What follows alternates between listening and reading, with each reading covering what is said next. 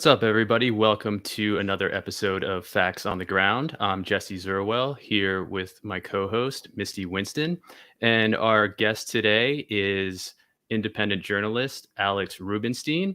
And he's joining us to discuss a new excellent piece that he just published with the Gray Zone, which is titled Gates Foundation Trustee. Actually, let me scroll up because I was at the bottom where I finished it. New Gates Foundation trustee led plot to overthrow Zimbabwean leader alongside U.S. government.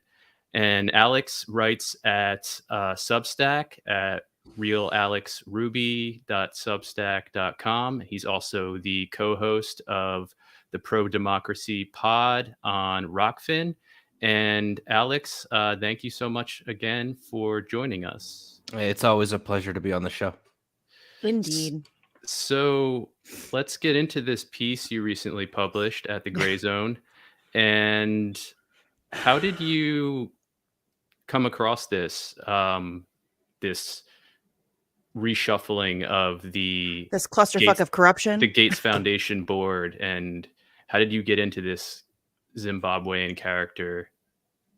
Actually, it's a really uninteresting story. I don't read a lot of alternative media or watch a lot of podcasts or anything like that. I just don't have the time for it, unfortunately. But I usually wake up and I check my Twitter and I check my Google News. I don't know why. I just sometimes I see a lot of interesting stuff on Google News, and it's just like an overview of like what's going on in the world that day. And so last Wednesday I did that. I checked my Google News and I saw that the Gates Foundation had a new board. So I said, oh, I wonder who these guys are. And that's where it started. And I read a little bit about the guy who the headline focuses on. His name is Strive Masiyiwa. And I didn't see a whole lot that was interesting. And then I said, you know what? I'm going to plug his name into WikiLeaks, into their database, and see what they have. And boy, did they have. There's always a WikiLeaks, Alex. Yeah, well, I mean, it's, I didn't see in the course of writing this article one report that that identified any of the cables that I talked about, or which, reveal him to be a U.S. intelligence asset and somebody who was working to overthrow the socialist government of Zimbabwe. But it was right there on WikiLeaks. I mean, so I don't know if that's been covered before. It may have been, but I just want to say, like, thank God for Julian Assange. Thank God for WikiLeaks. I would not have been able to reveal this information without them. Yes. Right. And in this piece, you provide screenshots of several cables that WikiLeaks published to provide evidence for what you're reporting on here. And it's really interesting, to say the least, to read those cables and see the language that's used and see how cavalier the entities involved were about essentially planning to overthrow a sovereign government. Yeah, and to restructure its economy on the macro level, to basically institute neoliberal reforms. It's all there. Like they just said it straight out. There were three cables that I was looking at about him. One of them identifies him as strictly protect, which is usually used for sources of the intelligence community or assets. Another one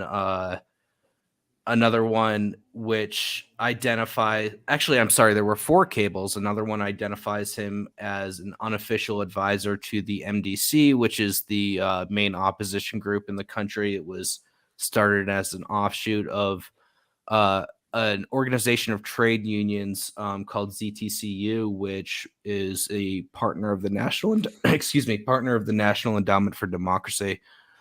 Another one I talk about, and it doesn't actually involve Masiyiwa directly, but it involves an organization called the Elders, which he has been involved with He was introduced to the elders via Richard Branson, who's a friend of his. They've collaborated on several supposedly philanthropic projects. And then the last one that I really talk about the most is the one that talks about his plan to overthrow the government and restructure the economy. Says that he wants to keep his involvement a secret, and talks about issues like the thing about Zimbabwe, and maybe your audience knows this already, but I'm going to repeat it, is that after it used to be called Rhodesia, right? And then after Robert Mugabe came to power and it was renamed to Zimbabwe, the swaths of white-owned farmland was redistributed towards the poor black population. Of course, that made a lot of the landowners, the white landowners, very angry. But these were Afrikaners, the white landowners, correct? Yeah, right. And so Robert Mugabe did those land reforms that made the West very angry as well. And one of the things that the cable says is that Mugabe is trying to do the same thing with business that he did with the farms. It said that Strive Masiyiwa was, I forget the exact wording, but he wasn't, he was cautious that like the hardest part of undoing this government would be the farm issue. So he was very well aware of that, like that his role was to undo the nationalization. And that's what he was trying to do. So that's all in the WikiLeaks cable. It's from the South Africa Embassy of the United States to the UK government, French government, the Central Intelligence Agency, the Defense Intelligence Agencies, bunch of them. In that cable, it was also advised that the U.S. government has its own plans for the restructuring of the economy after Mugabe. Of course, Mugabe didn't leave power at that time, but it was intended that he did. But it said that the U.S. government has its own plans and that it would be good to keep Strive Masiyiwa appraised of those plans. So can you give us a little bit of background into Masiyiwa, where he came from and how he rose to where he got to in this plot? I don't know too much about his background, to be quite honest with you. He did he's like a telecom billionaire, right? So he has all this telecommunications infrastructure, not just in Zimbabwe, but Africa. I think it's mostly in Zimbabwe, but it's in many other countries in Africa too. He's been working with the Gates Foundation for like 20 years. I revealed he's got a very close relationship with Richard Branson, who has done similar things in Zimbabwe, similar kind of like regime change plots. Enterprise Zimbabwe was a initiative that he announced at the Clinton Foundation. Robert Mugabe actually called him the Clinton Initiative or something like that. In 2011, Robert Mugabe called him a vulture for that, and that was I forget the specifics of that, but it was like digitizing Zimbabwean currency and basically messing with their poor that way. Or enriching himself that way. The Elders organization that Branson is in, he's on the advisory council, which you get to be an advisory council of the Elders if you have money. Like that's their funders.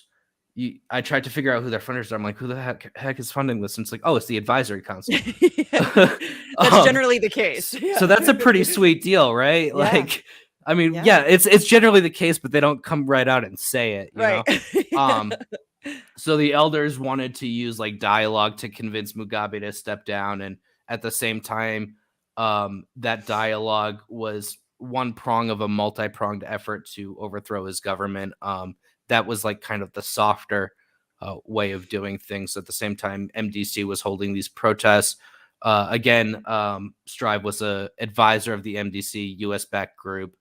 That the thing was about the MDC is that their original method of trying to overthrow the government was to lobby for sanctions. And basically their idea was that if people couldn't eat, they would rise up in resentment and try to overthrow the government. But it was observed to the Senate Foreign Relations Committee that doesn't work in Zimbabwe, because Zimbabwe is mostly farmland.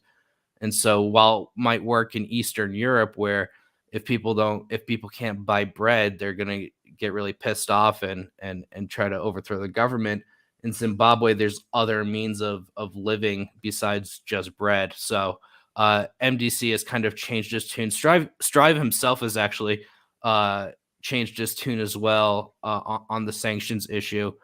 But all this history is still there.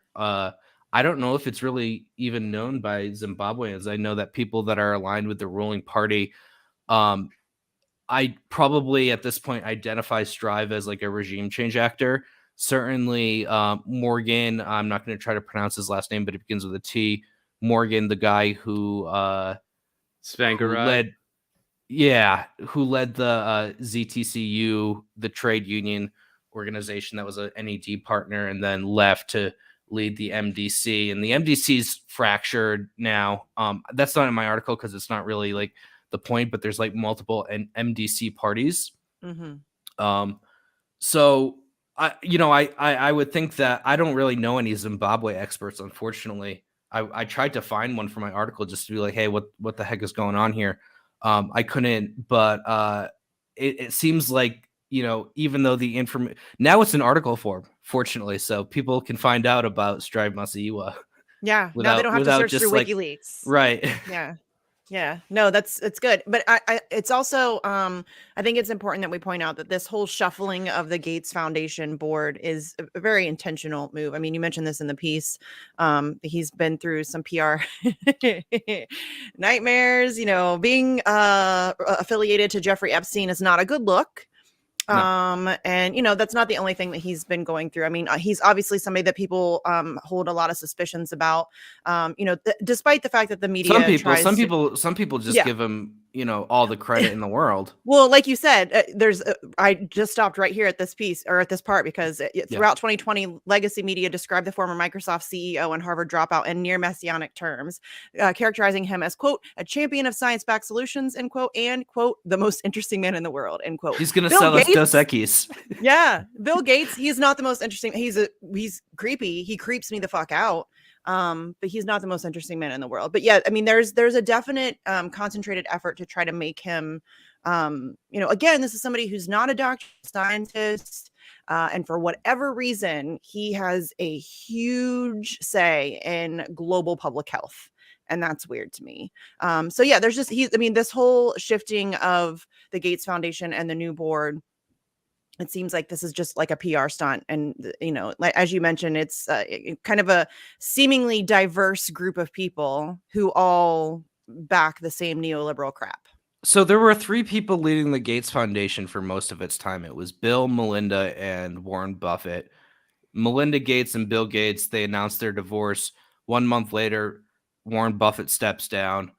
And it's clear at this point, especially with you have a divorcing couple leading an organization, no third wheel at this point.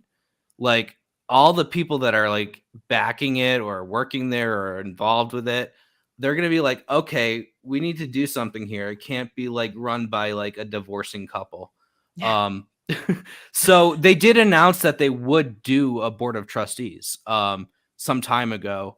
And actually there might be more to come. They said maybe as many as 9, but so far this is what we have.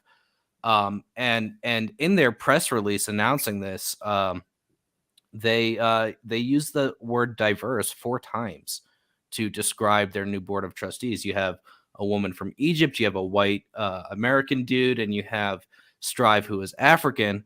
But while there may be racial diversity, they are all technocratic elites with a penchant for neoliberalism. And I show that in my article. So, I mean, it's on the left, we always talk about oh, do we really need diversity in the ruling class? Diversity in the boardroom. This is the perfect example of that, I think. Yeah, this is a whole it's representation, and it's not though. Right. It's not. I mean, it's very surface level. It's the identity politics crap where, they throw Kamala Harris at you and tell you it's a win for Black women. It's not. She's a Right. horrible human being who is, advocating for policies that are terrible for Black women. So it's kind of this is the same thing. I mean, it's just they're using diversity as a weapon. It's the id poll bullshit and a lot of people fall for this. I mean, a lot of people really buy into all of this stuff, and that's not to say that there shouldn't be diversity of thought and diversity of representation, all of that stuff. But when it's the same, they all have the same ideological functioning, it's really not diverse. Yeah. I'm surprised they didn't use woke in their press release. Oh, I hate woke. So, woke. And actually, I really quick before I let you go, Jesse, there was another article. I didn't talk about it in mine, but another reason that Bill Gates has been under scrutiny is New York Times, I think it was like last month, put out an article saying that he was like creepy with people that worked at the Gates Foundation. He was cheating on Melinda, and that he's had a close relationship with this other billionaire who was also doing sexual assault. So, it's like a snowball of negative PR. And it was clear that the Gates Foundation, which tries to have this like philanthropic veneer, really needed a facelift in order to save face, because they're supposed to be saving the world, so we're told. And here are all these scumbags running the show. Yeah, and let's face it, the only reason they can maintain and essentially get away with everything is because they've got the tremendous financial clout to do so. They bought the media. That's right. And they dutifully distribute policy as they're told from above by entities like the Council on Foreign Relations or the World Economic Forum. They're policy distributors, and they tell nation state leaders which policies to enforce and how to enforce them. And I talk about some of that in my article too. Mm-hmm. Right. So can you talk about the other two appointees, starting with Baroness Manoush Shafiq? Yeah. I do want to say really quick before we go to her, Alan McLeod at Mint Press News has an excellent article where he shows all the funding that's gone to the media. And it's like a huge number of organizations, but on top of that, it's not just the direct funding. It's also that, it's not just Bill Gates, right? So there's also another handful of oligarchs that like finance all the nonprofits and all the media organizations that are no longer profitable. And they've created an ecosystem that it becomes very disadvantageous to criticize Bill Gates or other billionaires that are running the world.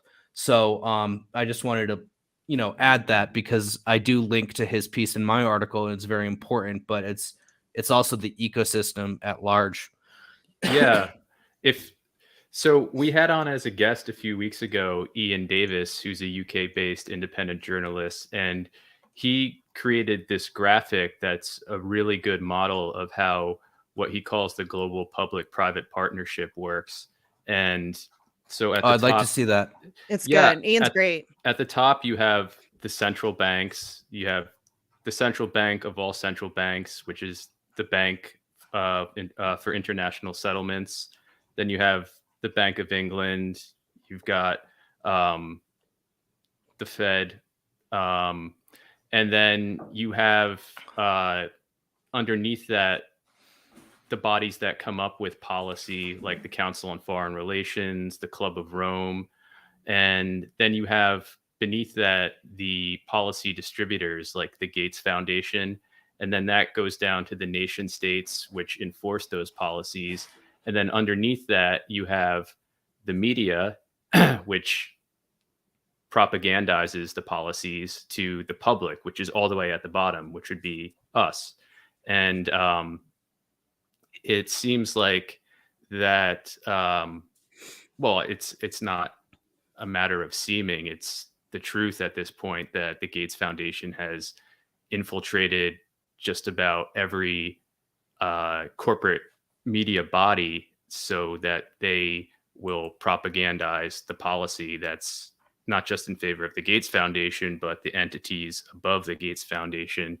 But I think this is where Manoush Shafiq, in one of many ways, is interesting because she talks about, and maybe you can elaborate on this, she talks about how she thinks that technocratic experts need to have sort of an image change, like a positive image update done through fact-checking organizations and the like. Maybe you can talk about that as you detail who she is and what she's all about. And also, side note, I would love to see Ian Davis on Pro Democracy Pod. That would be awesome. Well, I was just saying I don't read a lot of alternative media or watch a lot of podcasts. So I do not, unfortunately don't know who he is, but I will look into it. Yeah. I will look into it. Yeah. I'd love to have you guys on Pro Democracy Pod. Absolutely. Yeah. Anytime. I have that would be great. that graphic. I can email it to you. Okay. Yeah. Do that. Yeah. And he's been on Unlimited Hangout. He does a lot of stuff with Whitney. Yeah, he's great. He's awesome. And he explains things very well. He's really great. I would love to see him on. So I could learn a thing or two. I did when we had him on. Yeah. It was great. No, I just I'm terrible at like I get it. There's a lot. Yeah. And there's so much content, which is, listen, it's a great problem to have. There's a lot of really great content out there. I just can't keep up with everybody. I mean, I have like my couple that I, always tune into. And that's about it. That's all I have time for. Well, I did one graphic one time when I spent a month of my entire life just like a straight. I'd wake up in the morning and go to bed at night and end investigating Pyromidiar. So I did a graphic for that article for that series of articles, which was pretty crazy. I felt like Charlie from Always Sunny, Yeah. I actually did have a poster board that it started off as, and then I found this. I had 4 poster boards taped together with sticky notes, and then I found a program on the internet that let me basically do the same thing there. But I basically mapped his influence network, like all the organizations he was funding, which ones he owned, and the relationship that they have with one another. Yeah, I'd like to do that Greasy again. Little Paws are also involved in all of this too. We should mention. Yeah. Pyramidiars. Right. Yeah. That's the thing is he kind of shows up everywhere there's fuckery. Yes. There's always that's in reading this piece though. That's such a it's like the same assholes. Every time. It's always the same assholes. It's the same assholes. That's the thing. Time. Yeah. That's why I always say like the handful of global oligarchs. That's like my new catchphrase. Because anytime there's fuckery in the world, you can find a nonprofit behind it, and behind that nonprofit, there's a handful of billionaires and billionaire foundations. And it's always the same people. So stakeholders. Stakeholders, yeah, that's it. I like that. Yeah. So, Nimet Manoush, I'm sorry, Baroness Nemat Manoush Shafiq. She's a baroness. I don't want to. It's like when people get mad when you don't say Dr. Jill Stein or not Jill Stein. Dr. Jill Biden. Yeah. So Baroness Nemat Manoush Shafiq. Manoush is her nickname. Which she prefers, apparently. She grew up in Alexandria, Egypt. She went to the first American school in Africa. I don't know what her parents do. I tried to find information out about them. I was not able to. But she went to, high school, middle school, elementary in Africa. Or actually, I think during high school, she came to the States. But, she went through several elite universities studying economics. She became basically an economics expert, started at the World Bank after she left school, became its youngest vice president at the age of 35. Went on to the Department for International Development at the in the United Kingdom, which is kind of like the UK version of USAID, which, probably viewers of this show are familiar with, but just to, reiterate, this is like an organization that carries out imperative. It's much like the National Endowment for Democracy, but it's more like focused on aid. So Currently headed by Samantha R2P Power. Exactly. Yeah, and she's really doing a lot in that role. She's leveraging her power very effectively. I think she's trying to put herself in a position to be eventual Secretary of State. Oh God. Don't be surprised. Nothing surprises me anymore. But this is an organization that they go to Turkey and they hand money to all these rebel groups, or they give money to NGOs to hand money to all these rebel groups that are unvetted, oftentimes. So that she went to the UK version there, became permanent secretary there, and then went on to join the International Monetary Fund as deputy managing director. And I also think that it's important to point out that even though they're not official government agencies, the World Bank and the IMF are very much extensions of U.S. power. They're based in Washington. Washington has veto power over their decision making. And what does Washington love more than neoliberalism? Well, that's like their middle name, of the IMF and World Bank. So basically, she's been through a revolving door of like these international financial institutions. In 2014, she became the deputy governor of the Bank of England. And oversaw just like huge amounts of money. Of course, the Bank of England, we know, is holding tons of money of Venezuelan gold hostage, basically. And I just want to add right there too, Sure, that when she was deputy governor of the Bank of England, the governor at the time was Mark Carney, who was previously governor of the Bank of Canada. Mark Carney now is the UN Special Envoy for Climate Change. And really the public face of this push for the whole climate crisis agenda that we've seen coming to the fore over the past few years.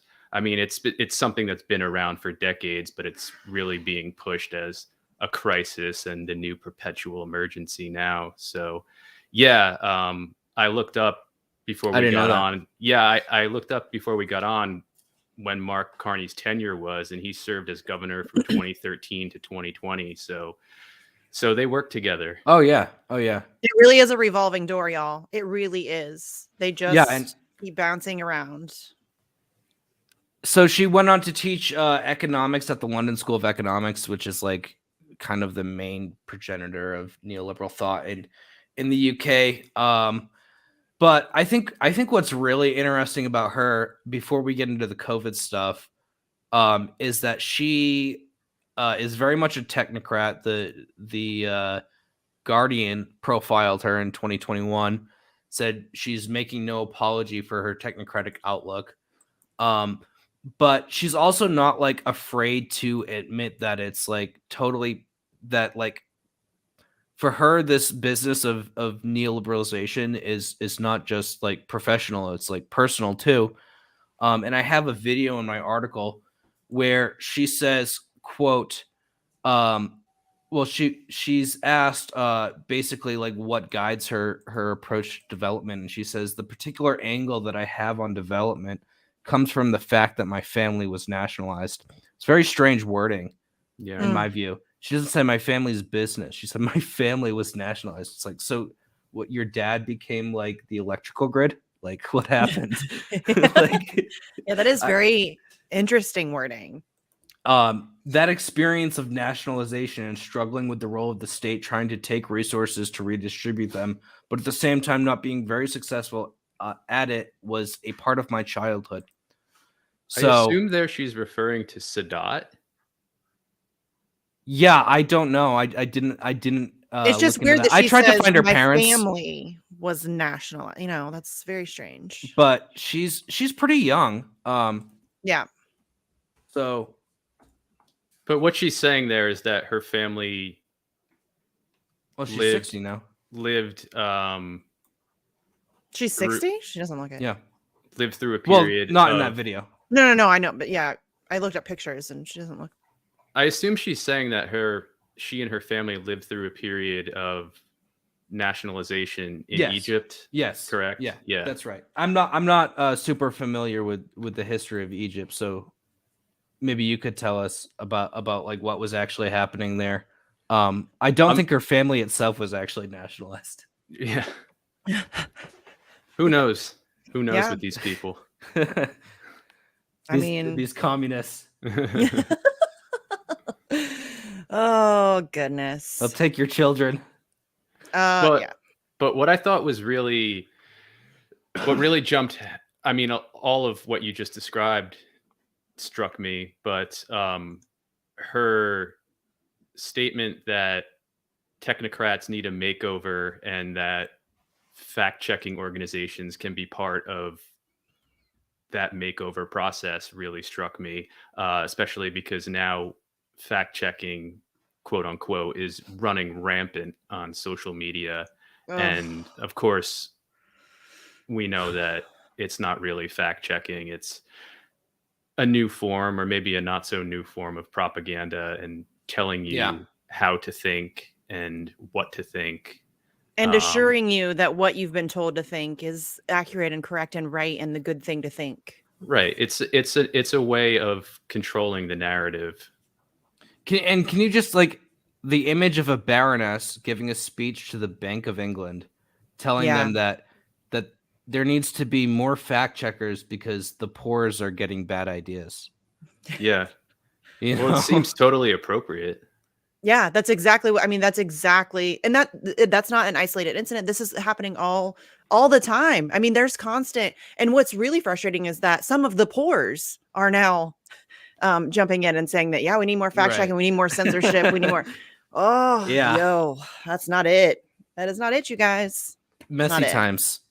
Yeah, these are the people who you would be giving over the entirety of control of the narrative. All of narrative management would be handed over to the likes of these people who are proven to be shit stains. Like, these are not good people at all. And they already pretty much control a majority of the dialogue and of the narrative. They control like most of the mainstream media, if not all of it. And then some of independent media, they also have their paws in that too. And, you know, I am not willing to cede any more power to them on that at all. So it's weird to me that people are cheering. Well, you better hang on tight. Yeah. It's not getting any better. I know. I'm trying. Their end goal is technocratic control. Public health is just a pretense. Mm-hmm. But perhaps we can get into that. But before we do, can we talk about the third appointee, the last individual you detail in your piece? Did you not want to talk about the Baroness and her COVID? Well, I think that might be actually better to finish with. Okay. Because Thomas Tierney wasn't as interesting as the other two. Okay. So maybe we could circle back and talk about the pandemic preparedness partnership. Okay. And COVAX and Gavi and CP or whatever. All cool. that. All right, let's jump into Tierney then. So Thomas Tierney, he's just like a rich guy, basically. Yeah. Rich white guy. Look up his picture. You'll see what I'm talking about. He has that look. Hold on, I'll pull it up.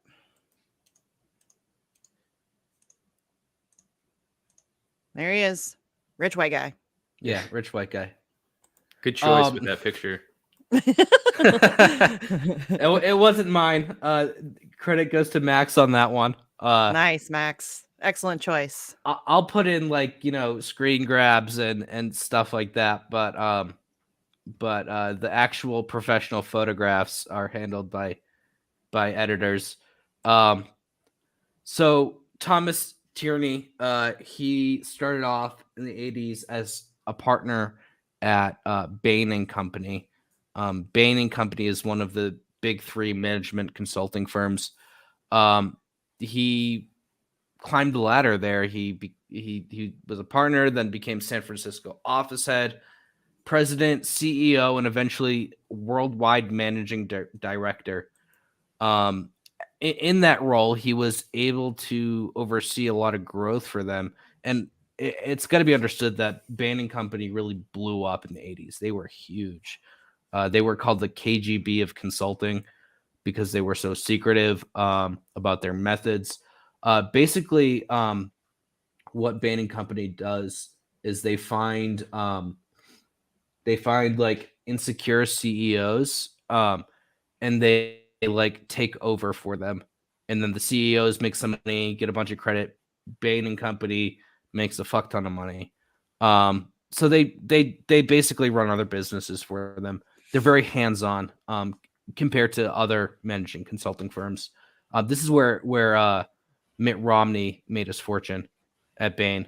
And for a time, actually, Tierney answered directly to Mitt Romney. This isn't in the article because it's not super relevant, but it's kind of interesting. So here's a quote. Tom assumed full leadership responsibilities as Bain's first worldwide managing director. Under his leadership, Bain grew its revenue sixfold while significantly expanding its global operations. So, in the past, whereas like Bain may have worked for like US and UK companies, it seems like Tierney has kind of taken it global and made a lot of money in doing so. But it's not just consulting for private companies that Bain does. I went to their website and I was checking out their services. And it says Bain works with national and regional governments, city municipalities, quasi-government agencies such as development funds and trade associations, as well as government-owned companies to realize their economic and social goals. So they have like three sectors that they do: private, whatever, and public sector. So that's the public sector. And if you go to what actual services they do, you get things like economic development and sector strategies. That's the first one. The second one was literally privatization. So they teach public institutions how to be private. Right. And this is the global public-private partnership. Yes. That I mentioned earlier. Yeah. Right. Yeah. And then change management, which why? What's going on behind before the Bain comes in and does change management? So Tierney joined the eBay in the board of 2003. He took over for Pierre Omidyar. Eventually, I think it was like 2017. Omidyar stepped down as chair. 2015, it says in the article.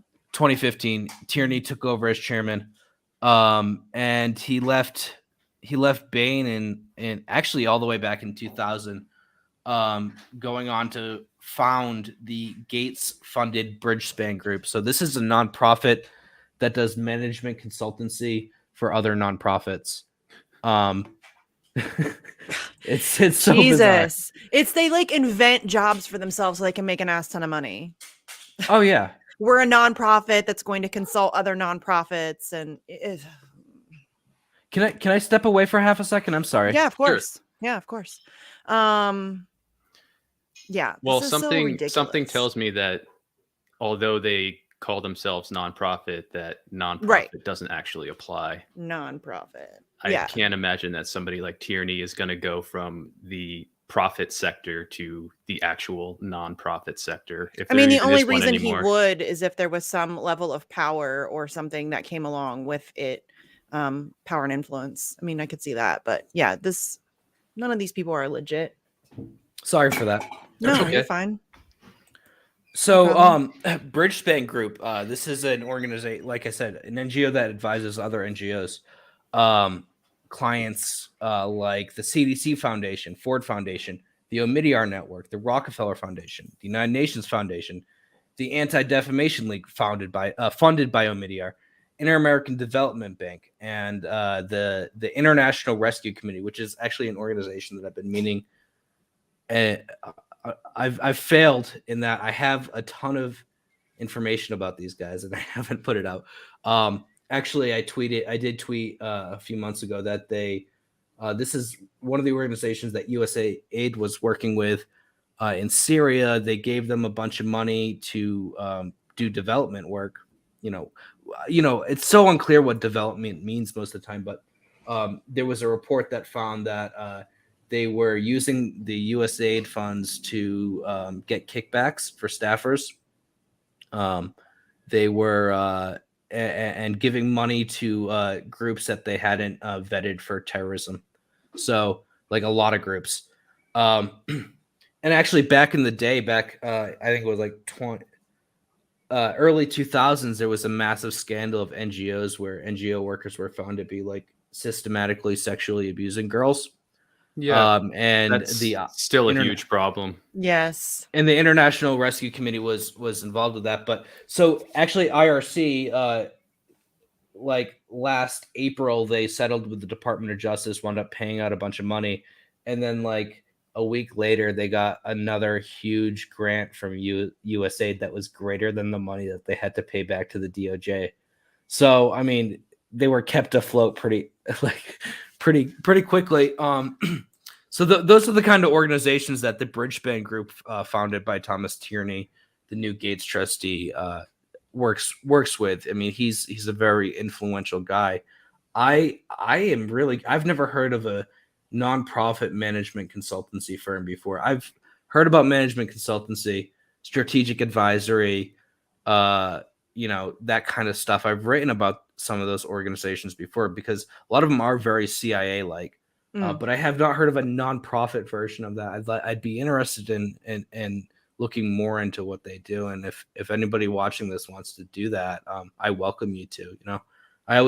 There's always so many different leads that I can take when I do an investigation. That's like, yeah, you want to go check that out? Be my guest, man. Yeah.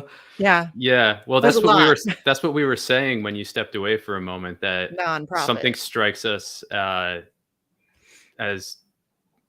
It strikes us that the nonprofit really doesn't apply as nonprofit in the traditional sense. So, and that somebody like Tierney, who's been involved in the profit-making sector for so long, would suddenly switch to an actual nonprofit. Right. I mean, who makes gazillions at Bain and is the chairman of eBay, and then it's like, you know what? I'm just gonna. Yeah. The only reason somebody like that would do that would be if there was some level of power and influence and control that comes along with it.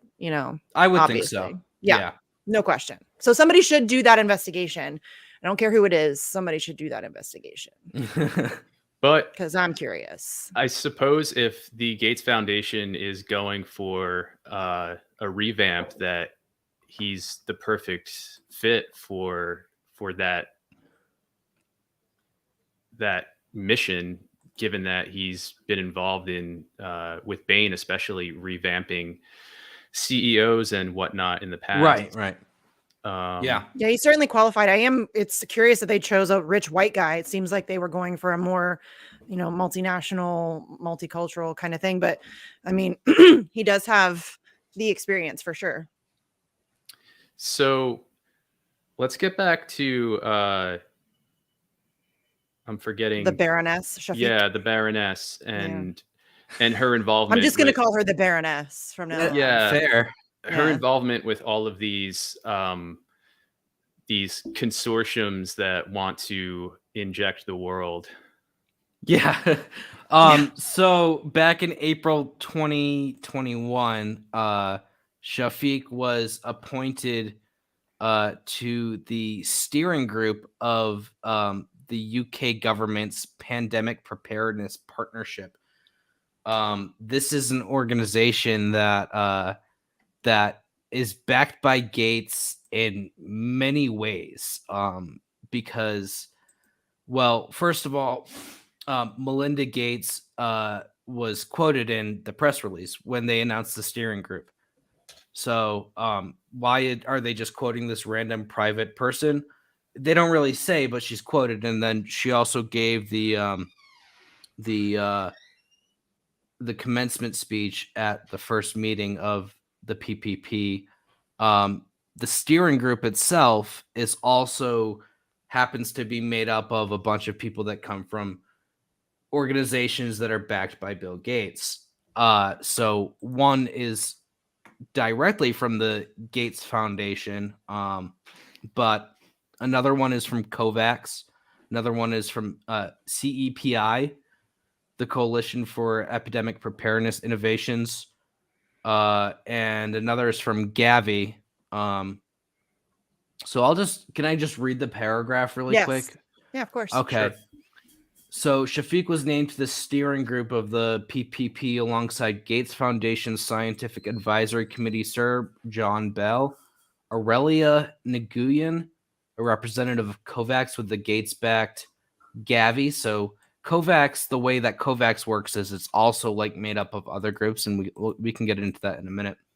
And Coalition for Epidemic Preparedness Innovations, CP, CEO Richard Hatchett, an organization co-founded and funded by the Gates Foundation, among other pharmaceutical and financial elites also named at the steering committee. So COVAX is like an initiative that spans 184 countries. It basically sends vaccines. And COVAX stands for COVID-19 Vaccines Global Access. So that's what we're talking about here. And that's exactly what it does. It makes global access to COVID vaccines. It sends them to countries that couldn't really afford them. And again, this is a partnership of 184 countries. So, COVAX is like founded by CP, which one of the guys is on PPP.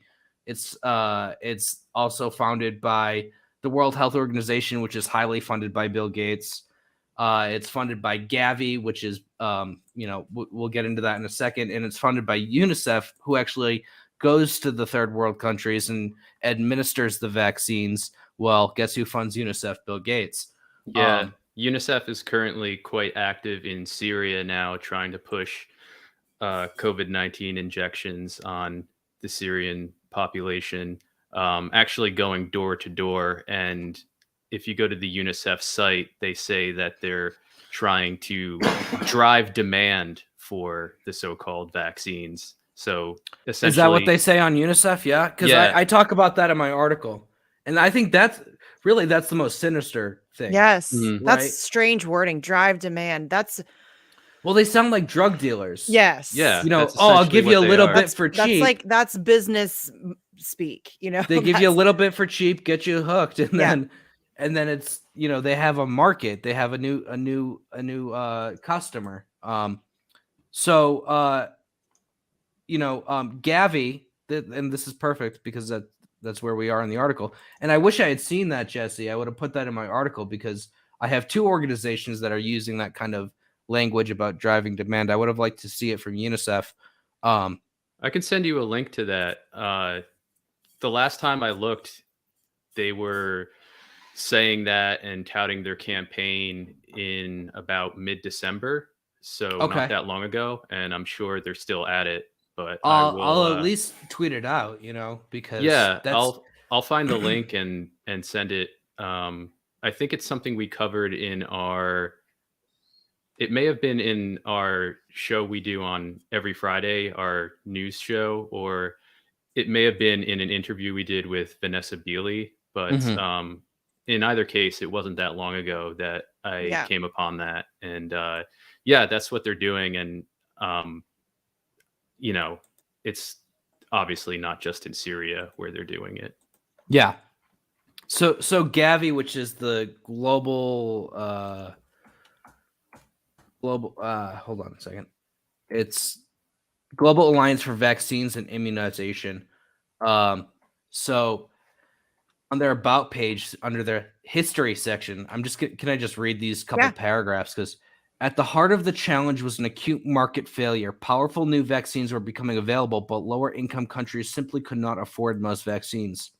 In response, the Bill and Melinda Gates Foundation and a group of founding partners brought to life an elegant solution to encourage manufacturers to lower vaccine prices for the poorest countries in return for long-term, high-volume, and predictable demand from those countries.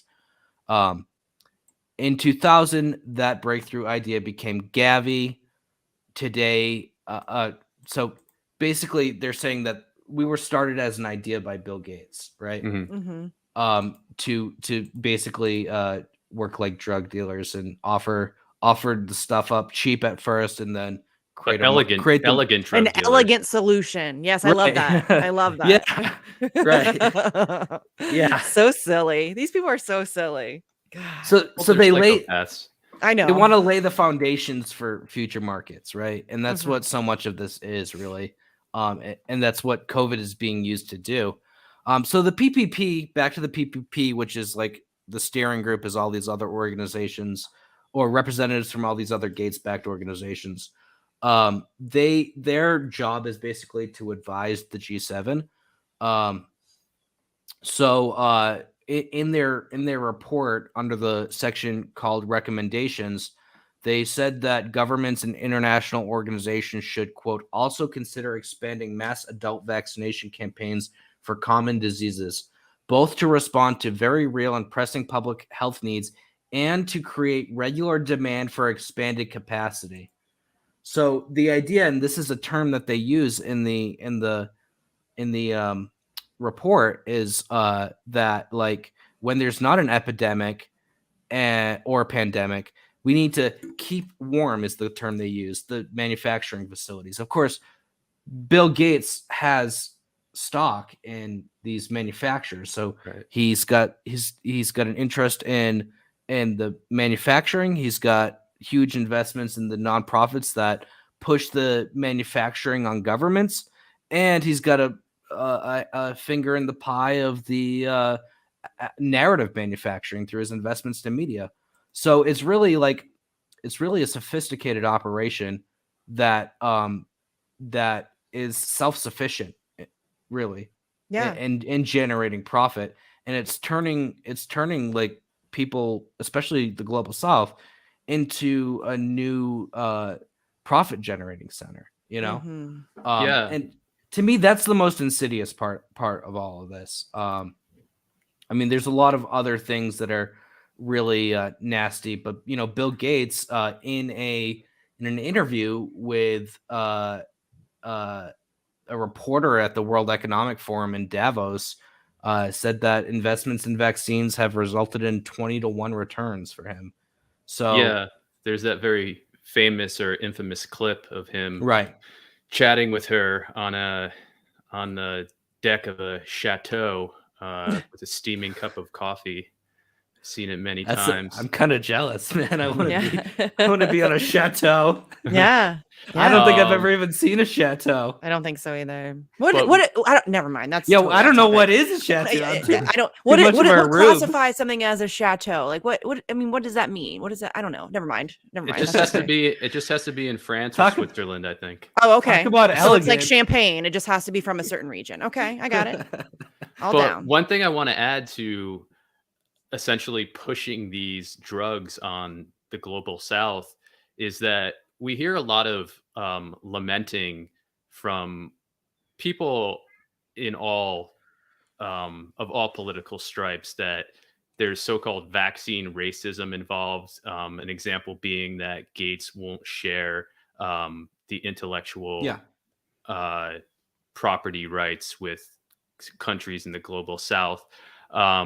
I like those people. But like, is this your first day? Yeah, what that overlooks, though, whether purposely or accidentally, is the fact that a lot of countries in the global South don't want these drugs. Yeah. And with good reason. And one can look into the history of that to find out the reasons why. And I would actually point everybody to a conversation that Whitney Webb had recently with Jeremy Lafredo, where they talk about this very thing.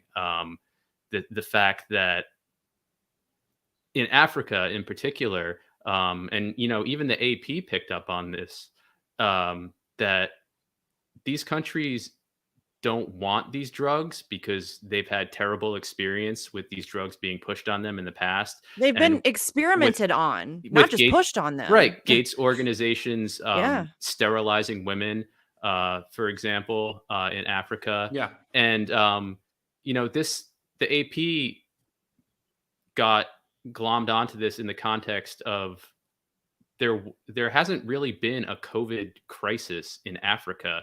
And that's in part because the African countries haven't stringently adopted the measures that the Western world has adopted, like lockdowns, compulsory masking, mass injection, and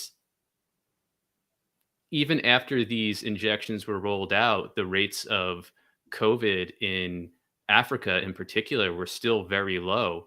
But at the same time, people are still, Chris Hedges, for example, has made this argument that there's this vaccine racism going on that's denying people in the global South access when they don't want it in the first place. And I think a lot of places they don't. Yeah, that point needs to be reiterated because it's still very much the opposite point is still very much dominating the narrative, I think. And it's intentionally. So, I mean, that's the narrative that they want it to, I mean, they want it to be seen like, oh, these poor people are being refused this thing that they desperately want. And it's not necessarily the case. I don't want to talk about vaccine racism. I want to talk about vaccine apartheid. Yeah, exactly. Like, but I do just want to like talk about this for a second because it's so like, it's almost cute to me that people are like, oh my God, Bill Gates, he's not sharing the patents. It's like, what do you think the point of all this is? Like, right? Like, of course he didn't become a There's gazillionaire. No money if he does that. Yeah, he didn't. Seriously, it's but this is. I think this speaks to the level of PR that he has enjoyed, where he has been made into this kind of cult-like figure where he's oh, he's just like, he's the nerd, look, he wears a nice sweater and he's got glasses and he's so nice and he's such a giving, caring person, he's so philanthropic, and he's a fucking scumbag of the highest order. As Jesse just mentioned, he has experimented on entire populations. Right. He's not a good person. And because he has bought the media, the mainstream media, he has been able to enjoy this complete manufacturing of, this person that he is not. And so people are shocked when he doesn't want to share the patents for these injections. And duh. I mean, but that just really does speak to the level of propaganda that has been pushed. Didn't he pay for his own Netflix documentary too? Did he? I don't know. I forgot about that. Yeah, it was 2019. A level of narcissism that doesn't surprise me. I don't know if he paid for it, but I think he highly managed it or something. Not surprising at all. These people are all raging narcissists. And his ex-wife, I want to point out, with regard to the PPP, they have something they rolled out in, I believe, June of last year called the First 100 Days. And it's this new accelerated program, if you will, for pandemic preparedness. And Melinda French Gates, she's a signatory to this. And it's sort of funneled through the G7. And it's to respond to future pandemics, including with so-called vaccines for those pandemics within 100 days. Yeah. Right. Well, so that's part of the report that I talked about. Right. Mm-hmm. Right. You have a link to that in your report. And, you take a look at the timeline they have, you can look at the timeline they've laid out for what will go down in those first 100 days. And it's absolutely insane. If people think that the so-called vaccines that are out there now were rushed, look at this timeline and it's unbelievable. So there's really no concern for safety or any kind of sound clinical trials anymore. It's just about how fast can we make a buck? Right. Scare people into making us a lot more throwing money. Experimental technology out there for the sake of money and control. Control is what they really crave in the end. And like in the meantime, when they don't need to be engaged in that process of 100 days to create a new vaccine for a new pandemic or whatever, they want to keep all the factories operating, to treat common diseases, vaccinate against common diseases, to keep warm those facilities. That's the term that phrasing is very keep warm. Yeah, it's very strange. It's really sick stuff. Yeah. Yeah. No, and I appreciate you guys giving me the chance to come on and talk about it. Yeah, I mean, this article is great. I mean, I've linked it several times. It's also in the description box I highly recommend everybody check it out. But these people are, as Jesse mentioned, these are bona fide psychopaths. Yeah, and your piece really shows the character of the people behind this foundation and a lot of other similar entities that have this patina of benevolence of saving the world. You know, it really gives the lie to that patina, and I know a lot of people are aware that that's the case, but I think it behooves us to get into the details like your piece does. Yes. Because it's amazing to me that they're, you know, this is an organization that's supposed to be concerned with public health, and then all of its people are experts in privatization. Mm-hmm. Yeah. You know, like, right. It speaks to its agenda. And you know, there were a lot of news articles when I first saw this. I first saw it in the New York Times. Then I think I saw a piece in Bloomberg and some other places. None of them said anything interesting. So I was like, all right, you know, I'll go look into it myself. And here we are. No, and I'm glad that you did it. And I'm again, thank you, Julian. Thank you, WikiLeaks. Yeah. You know, it's good that you were able to go and dig into these people a little bit more. And there's also there's a tweet in here that you highlight in your piece from I'm going to say Zaid Hamid. I don't know. I may be butchering that, and I'm sorry if I am. But vaccines provide Bill Gates with a 20-to-1 financial return. Virtually no other legal investment on the planet is that profitable. If any idiot thinks that Bill Gates is a philanthropist and doing it for the love of humanity, then that moron deserves to be fed dog food only. I agree. He's making an unbelievable amount of money on this stuff, and if you think he's doing it for your health, I got some dog food for that guy. Yeah. You're an idiot. You're an idiot. Like, there's no nice way to go about saying it. You are a fool. Like, this is not about health at all. Nope. Not at all. So, yeah, I mean, thank you for writing this. Thank you for digging into this. Again, thank you, Julian, for making the information widely available to us all. You know, it's unfortunate that we don't think of what we would know if Julian was free. I know. It's heartbreaking all the time. Yeah. Okay. So is there anything else that we didn't get to in the piece? I don't want to take up too much more of your time, but I mean, I feel like we kind of got through most of it generally pretty well. I think we hit everything. Yeah. Okay. And again, maybe Jesse has an idea. Yeah, maybe. He always has one more thing. So I think we pretty much covered everything. And I would just add that, and I'm sure Alex, you'd agree that this is a slice of a much larger pie, and there's so much else that we could get into or branch off of what we've been talking about. But I think that could end up being like a 5-hour conversation. Yeah, but I think what you've reported here is essential knowledge for anybody who not just wants to know what's really going on, but wants to resist it.